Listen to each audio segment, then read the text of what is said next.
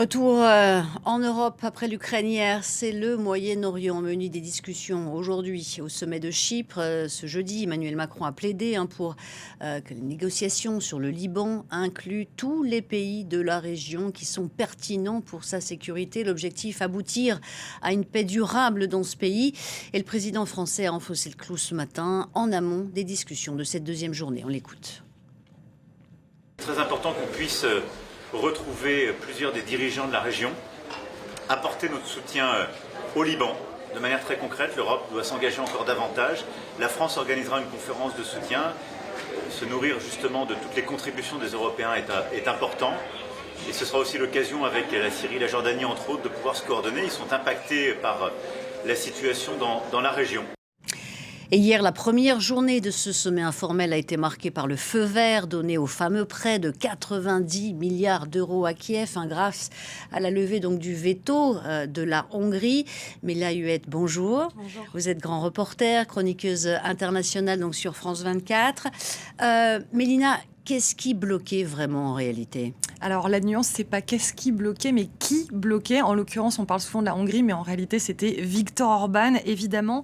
Sauf que là, le prétexte, il était d'ordre énergétique. Et il faut le dire, il s'agissait de quelque chose de vital pour la population. Concrètement, on va le voir sur cette carte, l'oléoduc Druzhba, dont on a beaucoup parlé sur ce plateau, qui permettait les livraisons de pétrole vers la Hongrie et la Slovaquie, avait été endommagé, souvenez-vous, par une frappe russe en janvier 2026. Et Viktor Orban accusait Kiev de traîner les pieds pour effectuer les réparations. En représailles, il bloquait ce prêt donc. Et puis, dans un prêt pour lequel il avait pourtant donné son accord en décembre dernier. Moi, j'étais en Ukraine le 11 février dernier lorsque le Parlement européen avait voté le principe de ce prêt, sauf que quelques jours plus tard, bim bam boum, Viktor Orban le bloque. Et puis là, il y a 10 jours, renversement de situation avec la cuisante défaite de Viktor Orban qui était au pouvoir, faut quand même le dire, depuis 16 ans. Et c'est Péter Modzior qui donc a largement remporté ces élections. Et lui, il avait prévenu qu'il ne ferait pas barrage à l'aide à l'Ukraine. L'Ukraine freinait vraiment des quatre fers sur cette histoire d'oléoduc. Alors un peu. C'est-à-dire la vérité est toujours nuancée. Du côté ukrainien, Zelensky, il avait dénoncé, je cite, un chantage hongrois et il rappelait que l'oléoduc Druzhba, ce qui est vrai, représente une manne financière pour Moscou. Donc concrètement, réparer l'infrastructure, ça veut dire quoi ? Ça veut dire rouvrir un robinet de devises pour la Russie. Ça, c'est un fait. Sauf que pour la Hongrie, qui n'a pas d'accès à la mer, on l'a vu tout à l'heure sur la carte, cet oléoduc, il est vital. Donc l'Union européenne avait d'ailleurs, pour éviter ce blocage, préservé une exemption temporaire justement pour cet oléoduc depuis l'invasion de 2022, afin de laisser le temps aux pays d'Europe centrale de trouver de nouvelles solutions d'approvisionnement, sauf qu'en fait, il n'y en a pas tellement, surtout à court terme. Il y avait donc bien une ambivalence ukrainienne entre obligation d'un côté de réparer et intérêt stratégique à ne pas le faire trop vite. Et puis avec l'arrivée de Péter Modzior, Zelensky a bien tenté de maintenir cette espèce de chantage, mais Modzior lui a dit non, pas question. Et là, on voit bien le calendrier, comme par hasard. Là, l'oléoduc a été réparé. Donc pour revenir sur ce fameux prêt, 90 milliards d'euros, donc à quoi ça va servir concrètement ? Alors très concrètement, si on veut simplifier, ces 90 milliards d'euros, vous allez le voir, sont divisés en deux.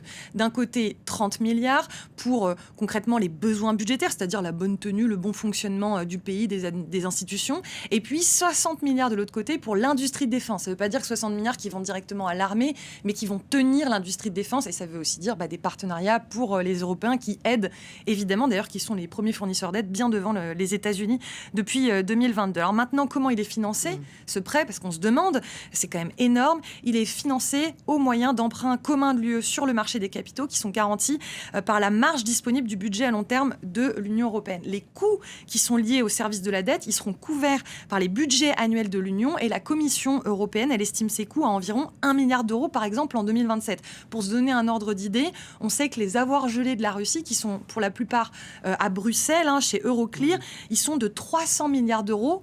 Mais il a été question un peu de les utiliser. Mais finalement, ils vont juste servir de garantie politique pour contraindre la Russie à rembourser un jour, mais ils ne seront pas utilisés, directement ponctionnés, on va dire, pour ce prêt. La Belgique, en fait, elle avait mis son veto parce qu'elle avait peur de représailles de la part de la Russie, puisque c'est elle qui stocke l'immense majorité de ces avoirs gelés. Est-ce qu'on peut vraiment parler d'un prêt ? Alors, c'est une bonne question. Effectivement, c'est Certaines mauvaises langues disent que alors, c'est labellisé c'est labellisé comme un prêt, sauf que il faut être honnête, les conditions de remboursement, elles sont tellement particulières que on peut dire qu'elles sont presque fictives à court terme. En fait, Kiev ne devra rembourser le prêt que si et quand la Russie aura payé des réparations de guerre. On voit très mal Vladimir Poutine le faire en l'état. En pratique, l'Union européenne a l'intention de demander à Moscou de rembourser ces 90 milliards après un éventuel accord de paix. Là encore, vous en conviendrez, on en est quand même très loin. Et pourquoi ? Pour compenser les destructions causées par la Russie. Et puis elle garantit l'Union européenne que ces avoirs resteront gelés dans l'Union européenne tant que le remboursement ne sera pas effectif. Donc c'est une façon de faire pression sur Moscou. Et quant aux intérêts, c'est pour ça aussi que le terme de prêt est contesté, Kiev ne sera pas tenu de payer d'intérêt à l'UE, mais par contre le prêt il va être conditionné, encadré par des conditions strictes en matière de transparence financière, de lutte contre la corruption. Moi, j'ai assisté à tout ce déploiement d'énergie et d'efforts pour essayer de remplir ces conditions quand j'étais en Ukraine en février. Les paiements, ils seront aussi subordonnés aux réformes adoptées par Kiev et finalement, tout revirement dans la lutte contre la corruption, ça pourrait entraîner une suspension temporaire de l'aide.